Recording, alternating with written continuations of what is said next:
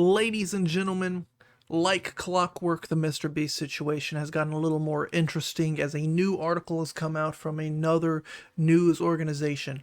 Just as Dogpack wanted, the Beast situation, thanks to the help of people like Rosanna and all of the other people doing mainstream coverage and making thousands of videos at this point, it's hitting the big leagues now, right? It's on this thing called News 3 Las Vegas. I want to say that's like an MSNBC branch. I could be wrong. I will link it or post a picture or something. But there's a new article out that says Las Vegas staff say MrBeast should be blacklisted, citing OSHA, medics set for failure. And now, on this channel, we've been covering the Beast Games. We've been covering MrBeast. We've been covering Dogpack. We've been covering every little detail. We even started to dabble into like KSI, Logan Paul, and all the other minions involved with his miscreancy, right? And now we're getting back into the Beast Games situation. The last time we looked into this, it was regarding the lawsuit. I want to say it was like a 50-something page lawsuit. It is included in this article as well,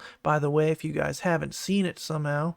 Here it is, and it's accusing, MrBeast and the Beast team, Amazon, of all kinds of things, such as failure to pay wages, failure to provide breaks, and even things such as sexual harassment, which are obviously quite insane. And I went through this new article and kind of highlighted some of the important parts. It's going to be linked below. Most of it is, telling you who MrBeast is, telling you about the Beast game, stuff that we've known about for a few months now. First of all, we get to a point that says we had a guy come up to us with his sleeping bag, and his sleeping bag was covered in excrement, said contestant wrangler Kara on the third day of the competition.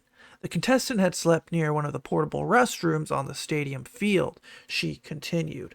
So that porta potty obviously overflowed, said Kara, who only saw the portable restrooms emptied once throughout the production. So I just know that Beast Games was kicking. It was bringing a whole new idea to the idea of a beast. People were letting the beast out.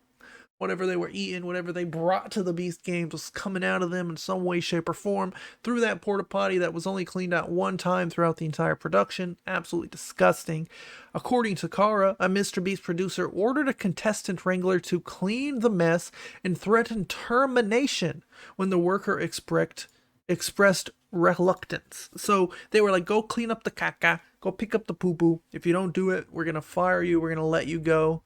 Kind of disgusting. I mean, I work in retail, or I used to work in retail, and there are very specific roles. When it came to like human waste, like caca, you had to be a manager or higher, and you had to like take the training on the website and stuff. So it's very possible that a lot of these people who are just there to, give contestants food and make sure they weren't cheating or like doing everything right, they weren't probably trained or registered to even handle this kind of stuff, which is where it leads into, the OSHA violation. Now, before we get into that, I want to say the worker was not provided equipment or training on handling human waste. So exactly like I said, who spoke with the extremely upset worker afterwards. After searching the stadium for protective equipment, she said they finally found some gloves, right? So that's fine. You don't got to pick up the poop with your hands, you know what I mean? You don't got to sweep it up into a little pile with your foot.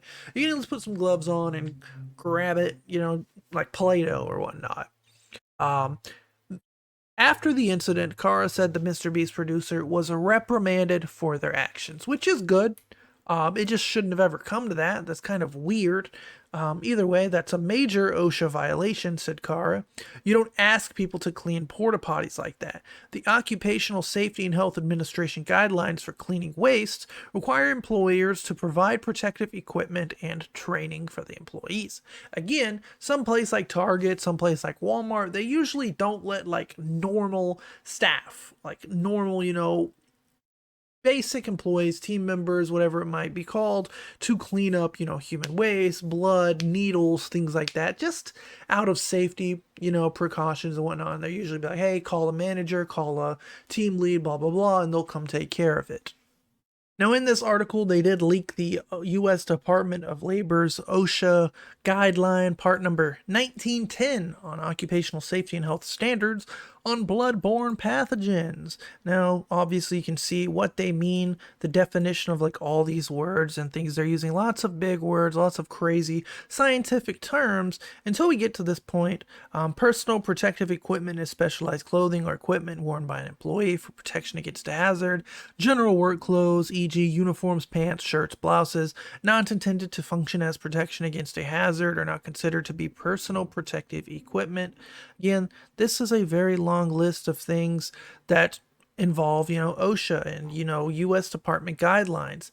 Department of Labor guidelines. So if you have any of these types of like situations in your company, you're going to have people working with bloodborne pathogens, blood, contaminated laundry, sharps, which is like blades, razors, things like that. Hand washing, facilities. If you're going to have people working with hepatitis, HIV, anything like that, you'll need to have such simple things as personal protective equipment. Again, a very long list, and I'm not very well versed. I'm by no means a doctor and nurse.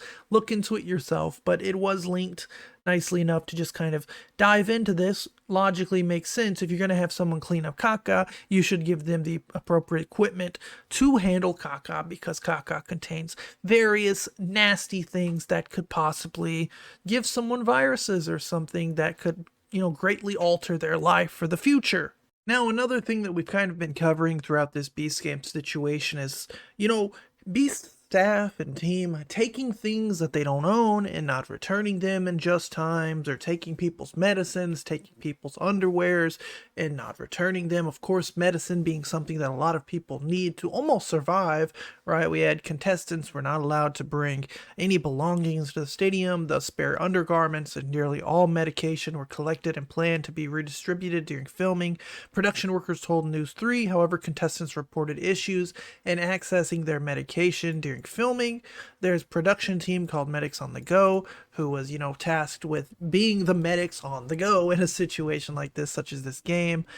They thought it was something completely new. It was unusual for a production to confiscate and attempt to monitor medication intake to this degree. Now, obviously, there's always a time where it's appropriate in like a work setting to say, like, yeah, maybe you shouldn't take like medicine that's going to make you groggy or somehow alter your mind or ability to compete in a competition. That's completely justified, I think. But again, this was like a, daily competition. It was hours and hours and hours. I think want to say 3 days is what I remember. I don't know, could be wrong, but that's a long time to go without, simple medications. Some people get something like a migraine, like a headache, maybe an Advil, maybe somebody had a runny nose. Things like that aren't going to really ruin someone's life, but it is weird to deny them medication, right? And now, obviously, I went on this site, MRA, the trusted HR experts, an HR site. I'm sure you could find some type of medical site that also confirms this, that if an employee is on medication, and I guess you could say maybe they're contractors, maybe they're employees, either way, they are working for MrBeast in this to create content, working under Amazon and whatnot. He must use it in accordance with the doctor's order and must have consulted with the doctor to ensure that he can work safely. Only prescriptions issued in the employee's name and stored in the original container should be permitted in the premises. Obviously, it depends on like each company and whatnot, but just a base premise of if you give someone your medication and say like, yeah, I'm going to need one of these little pills every night at 10 o'clock, you should be able to go to a worker at 10 o'clock at every night and then get said medicine, right? That's the whole point of it, right? And now it ended up going into their staff was supposed to be turned into us, never was. I don't know why. I did find out the guys in black who were like, the Squid Games guys with the creepy masks on, they didn't know all the rules and wouldn't let them come to the pharmacy to get their medicine. Again, that could be a very huge HR violation, another OSHA violation possibly, and also, again, something that I'm pretty sure was involved in the huge lawsuit. And also, for some reason, they were like taking people's lotions, Bibles, protein powder, clothes, makeup, and food. I guess lotion makes sense. Bibles. I feel like that's just like a book. Let someone keep it like in their sleeping bag, read it, do a little prayer, whatever they want to do. It's really interesting to take things like that. Again, more allegations or accusations that we already kind of know about regarding the food or the lack of food that was in the game. Mr. Beast was not feeding them, or he wasn't feeding them enough, said Mona, whose team kept snacks for those who needed food alongside their medication. People would come to bombard us for snacks, and we have to figure out something because they can't keep coming up to eat all of our snacks, right? Obviously, they only had a limited amount for everybody involved in the games, including Beast and his team and his staff. Now, it's funny because Beast was probably up there eating like full course meals and like steak dinners, kind of like in Squid Games where they're like up there at the top watching all of the like peasants struggle. I don't know, I wasn't there, but that seems funny. That's a funny visual, right? Again, one contestant had a seizure. We remember reading that. They just left him there. Describing one of the seizure incidents, medical attention wasn't brought to them until nearly an hour later. You even have this weird thing where like their own workers were like going undercover to try to help people, right? In response, some medics took initiative and borrowed black costumes to gain access to the stadium fields in April. The medics made announcements to inform contestants and staff that the pharmacy was open 24/7. So you had legitimate medics sneaking behind enemy lines, putting on these Squid Games outfits, going up to people saying, "Hey, the pharmacy's open. Come get your meds. Come get your meds." People were just, in a war zone, in the trenches, I don't know what was happening, starving, migraines, whatever the case may be. And you had to have the actual medics literally sneak into enemy lines and tell people where to go and the actual rules of the games that the workers should have known prior to. And, last but not least, we had the concerns of the Beast Games. According to April, contestants admitted to lying on their medical forms to enter the competition.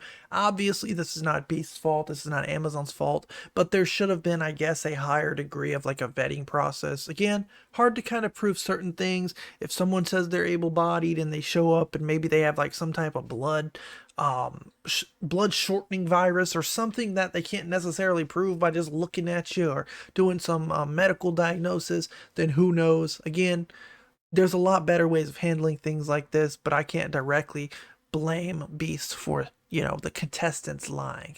It says contestants and staff shared stories of contestants stealing from each other for personal gain or competitive advantage. In one incident, April said medics had to replace a woman's medication because other contestants had taken her sleeping bag and the medication she left inside. So the contestants were finally starting to get medication, right? They were finally going to the pharmacy collecting. They were even starting to smuggle it in their sleeping bags because who knows the next time you're going to get it, only to have your sleeping bag stolen by another person. That's another thing that we have been reading into.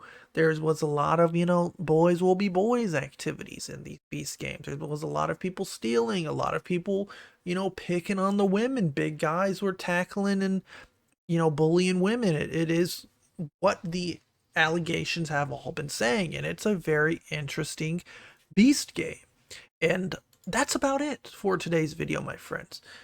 Every day it seems like new things are coming out about the Beast stuff. I've been trying to cover Lunchly. I'm still dealing with a move. Things are slowly starting to disappear off my walls and off my counters and things like that. But even hair starting to disappear off my head. That was a haircut. Either way, guys, I hope I was able to provide you with a little bit more information on what's going on behind the scenes. Again, we're still milking the beast. It is what it is. We're not going to stop until it's over. I hope you enjoyed the video. Everything's going to be linked below. Please read into it, look into it yourself. And I hope you have a great day, my friends. Like, subscribe, share. Peace.